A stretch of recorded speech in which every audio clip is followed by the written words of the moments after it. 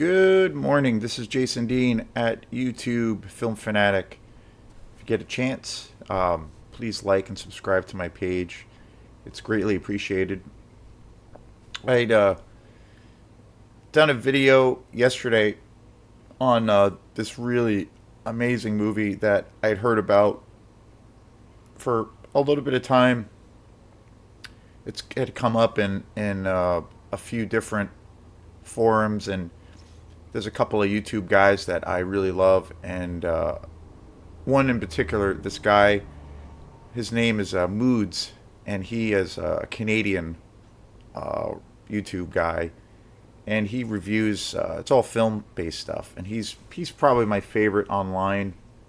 Uh, he specializes in a lot of like grindhouse exploitation movies. He does all kinds of movies, but generally, it's all things in that kind of genre. He really The thing that I love about his show is that he really, really goes deep in the recesses of the kind of underground exploitation world, and he has like I don't know, hundreds of videos, and it's probably the most intense show also because he'll do shows of where he will like analyze or talk about, like, say, um, a director that I've talked a lot about, who's like my favorite Italian director, Lucio Fulci, who, if you're not familiar, I've done a lot of shows on on a lot of his movies, and I've talked a lot about Lucio Fulci, and he was a an Italian director in the '60s, late '50s, '60s, '70s, and '80s. Especially the late to mid '70s and '80s was probably like his best period. And he's mostly well known in the whole like giallo exploitation world, and he's mostly known as a horror director. I mean, he's made so many great films. From Beyond, The Gates of Hell, House by the Cemetery, The New York Ripper. He's also done a lot of, I guess you could consider it like non-horror genres too. He's done westerns, he's done science fiction, but he's probably most well known for his horror films. And there's so many great directors in the Italian world. Definitely, and especially in the time period of like the '70s and '80s. Just a golden era for exploitation horror filmmaking, and that's like my favorite thing, my favorite period of films. The movie that I did yesterday, The Brotherhood of Satan, was from 1971, and this movie that I'm going to be talking about today is from 19 is also from '71, and it's an American movie. But getting back to Mood's show, he'll like take, like I said, Lucio Fulci, probably the most well-known Italian director, and he's known probably even by people who are not all that familiar with the world of Italian horror, but Dario Argento is probably the most popular director and master filmmaker, and he's probably most well known for Suspiria, which was like, you know, an amazing. It's an amazing movie on so many levels, but it's also one of those films that you know really put the whole like kind of Italian giallo horror exploitation thing on the table as far as like exposing people. And and like I said, there's so many Italian directors that were around during that period. Dario Argento being the one I just mentioned, Mario Bava, um, Lucio Fulci, Bruno Mattei. There's so many great directors, and I growing up, I had seen tons of I grew up watching a lot of the Italian films as a kid, and I remember seeing tons of Argento, uh, Bruno Mattei's work, and also tons of Lucio Fulci films. So with this whole resurgence and this new interest in all of these films, and that all of these films now are, getting these incredible treatments on Blu-ray and even 4K. You have all these companies like Severin, Blue Underground, um, just so many companies that are reissuing all of these films. I have been buying a lot of Lucio Fulci movies, and so it's like it's bringing back all these great memories of my childhood watching all of these crazy demented films when I was a kid, and they were, on during the time of VHS. So very, very cool. But Moods will do a show, like say he did a show recently, or actually a couple of years ago on Lucio Fulci, and it's like super intense because it's like 2.5 hours, and he'll have like two other guys, two other friends of his that are also pretty serious movie guys, and they'll basically talk about the entire career of a director, and they'll go for all of his films because, I mean, he has like, I don't know, I could be wrong, but like maybe 50 to 70 films to his credit, and really prolific. And that's the other thing about a lot of these Italian directors was how prolific they were. And one of the reasons I think that a lot of these directors were, and as well as American exploitation directors, was that they did all of these projects and films for virtually no money. Really, they were, essentially like these, they had these shoestring budgets. So, but they were so creative and they worked with a lot of the same people all the time. But because of their whole like disposition, they cranked out movies left and right, and they just they were really prolific. So they just utilized what they could do. I remember seeing a while back.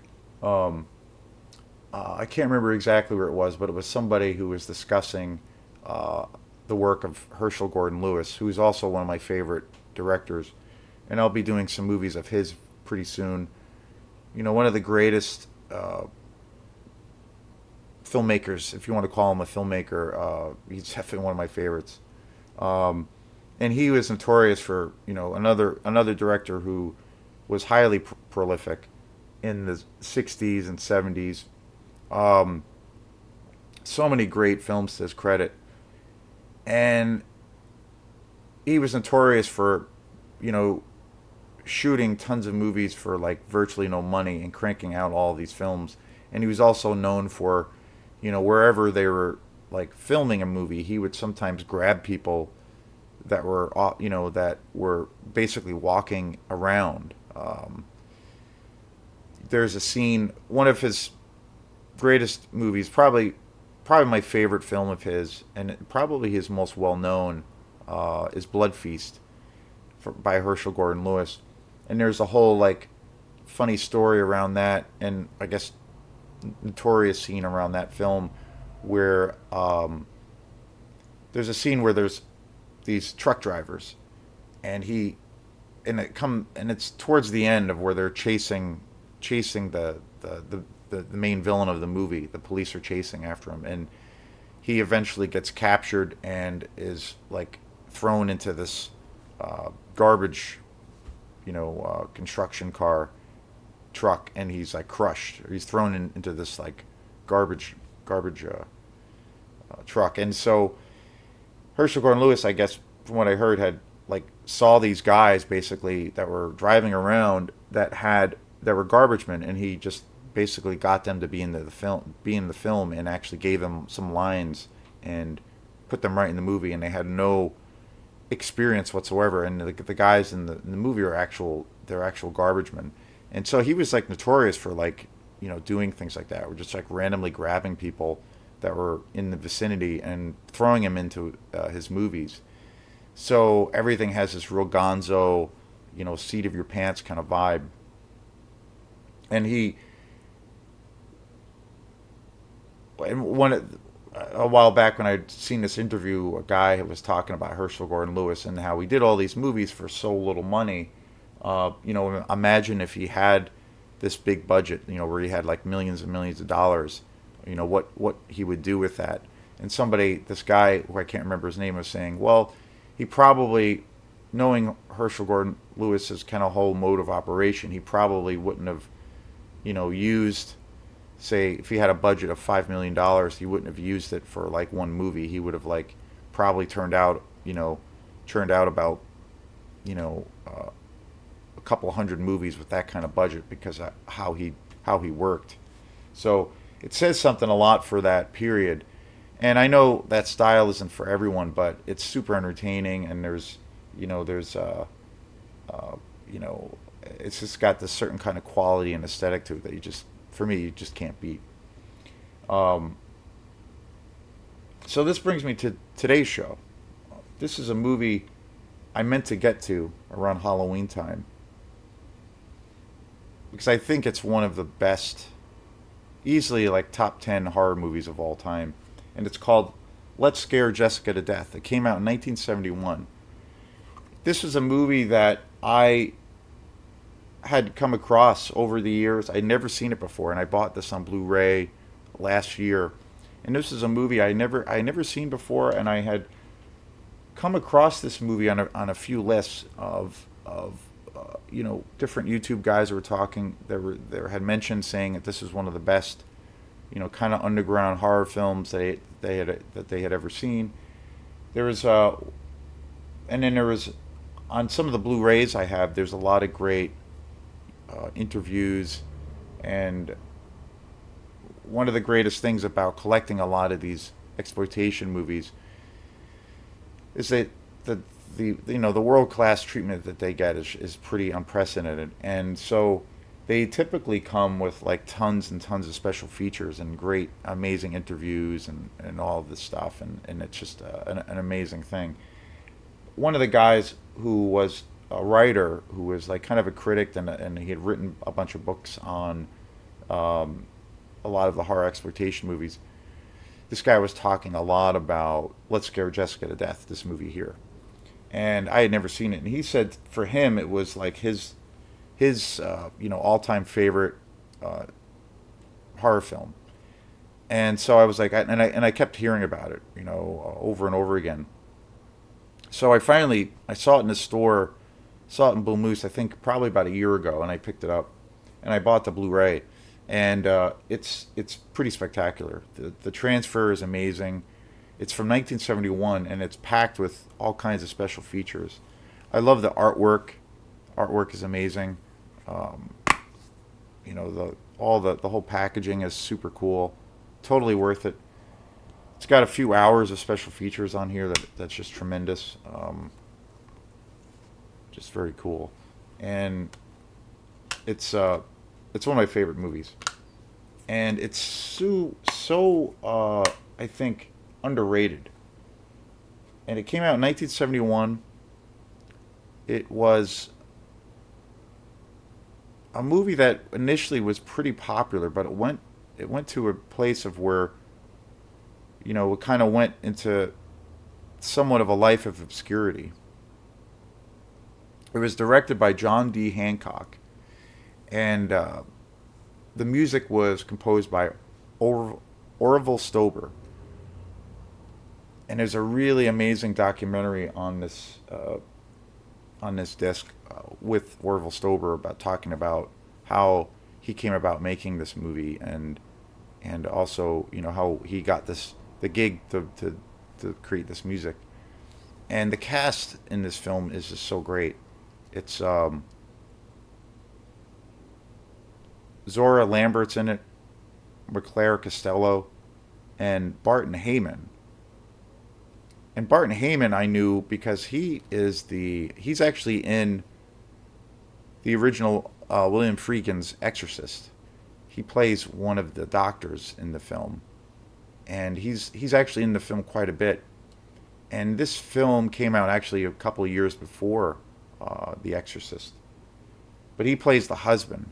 And basically, the whole centerpiece of the story is well, essentially, it's a vampire movie, and it's super low budget. It's super gritty. I definitely consider it to be in the realm of like the exploitation horror world. It's definitely got this cult kind of thing, and the overall genre or thing that I kind of feel like the film is about is it's essentially a vampire movie,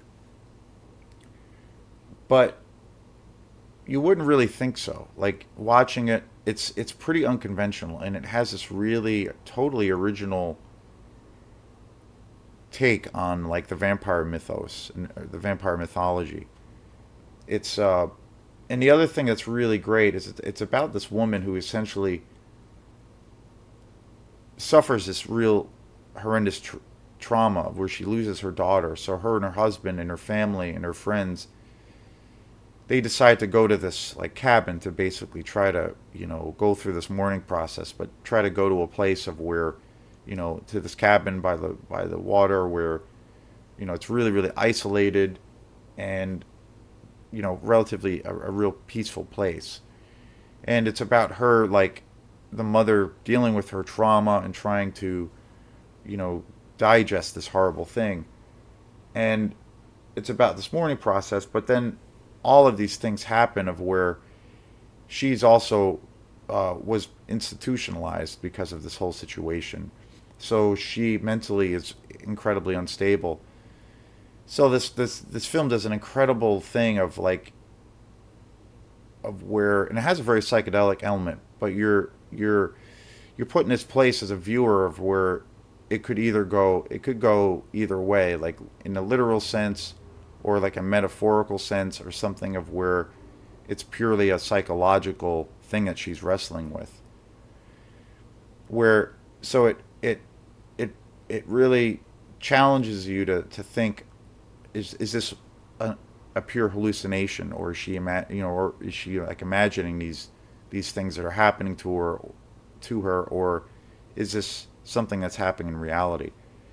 And it really totes that fine line of of being right in the middle, and it's got this amazing climactic ending, which is just so over the top and amazing. And I think there's a scene, without giving the film away, there's a scene of this girl, this mysterious woman who is actually living at this cabin that they encounter when they go to when the family decides to go to this place to seek refuge. There's actually this woman who's like kind of living there, and they think she's kind of like a homeless person. They don't really know much about her, and she leaves, but then she kind of comes back and ends up kind of living with the family for a while this mother is going through this whole process. And there's a scene that involves the two women that is just so one of the creepiest scenes I've ever seen. I think it's one of the just and the atmosphere for this film is just incredible. The music is incredible, and again, it's a vampire movie, but it doesn't have the a lot of the tropes of what you expect. There isn't like it's not a very gory film. It's almost more of a psychological thriller. It's definitely a horror film, but it has these elements of where it's like purely psychological and super atmospheric. And even what I found too is as a viewer, and I say I bought this about a year ago or so, and I've seen it quite a few times since then.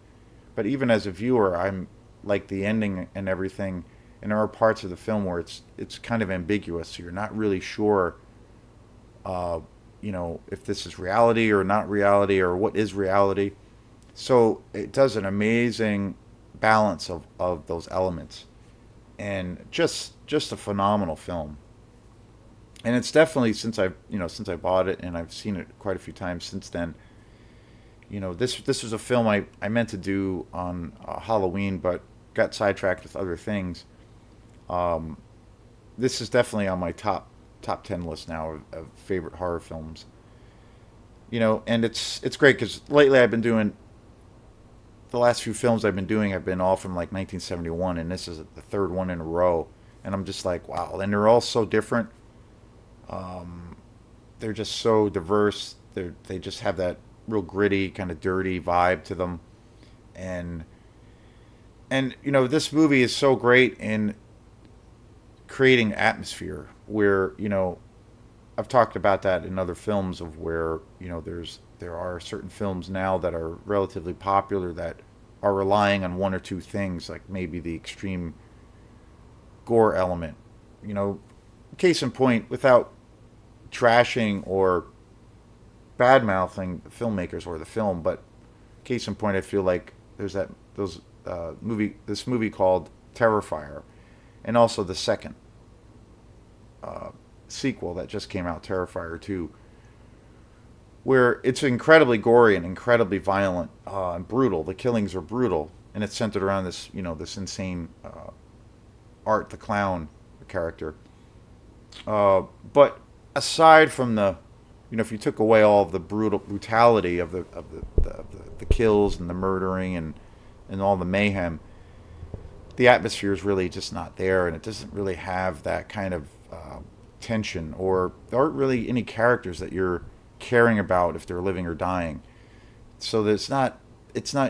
I felt like if you took away those elements, it would be a pretty flat movie, but at the end of the day, it just doesn't have any real atmosphere. Like where this film, I feel, has that atmosphere where you can kind of taste it. It's so rich.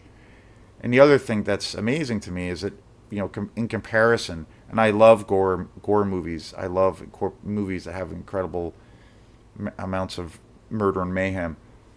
I'm a huge fan of the slasher films. But this film barely has any gore in it whatsoever, and it's amazing because it just oozes with atmosphere. And I just think that's where it's at for being a fan of films and a viewer, and films that I feel like have lasting power, and it's an amazing balance. I recently, talked about a movie called Maniac by Bill William Luswig, or Bill Luswig, which is one of my all-time favorite slasher films. And that film, to me, has everything. It's got the gore. It's incredibly violent and brutal and disturbing, but the atmosphere is just amazing. And I feel like at the end of the day, when you have that, that's really the selling point, and everything else kind of augments the story. And this film just oozes with atmosphere. So, yeah, I highly, highly recommend this film. And try to go into seeing it without knowing anything about it, because it's a real surprising film. It has a lot of interesting twists. It does something completely different and unexpected for movies that are considered to be vampire movies. But yeah, Let's Scare Jessica to Death, 1971, amazing film. So this is Jason Dean. So if you like any of these videos, and I appreciate the support, please like and subscribe to my channel, and we'll see you next time. Peace.